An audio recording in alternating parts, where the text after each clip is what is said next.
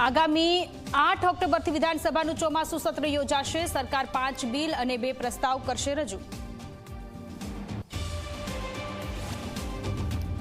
મહીસાગરના કડાણા ડેમમાં પાણીની ભારે આવક। ડેમના 12 દરવાજા ખોલીને મહી નદીમાં છોડાયું 2.18 લાખ ક્યુસેક પાણી।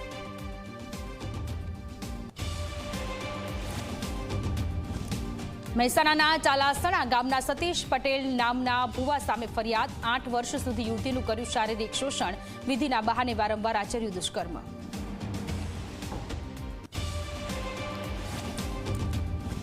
અંબાજીમાં યોજાયેલા ભાદરવી મહામેળાનો આજે 6થો દિવસ। ચાચર ચોકમાં ભક્તો ઘૂમ્યા ગરબે।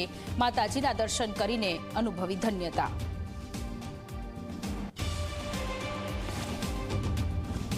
આજે અનંત ચતુર્દશીનો પાવન પર્વ છે। ઢોલ નગારા અને ડીજેના તાલે રંગે ચંગે ઉજવણી। શ્રદ્ધાળુઓ ભારે હૈયે બાપાને આપી રહ્યા છે વિદાય।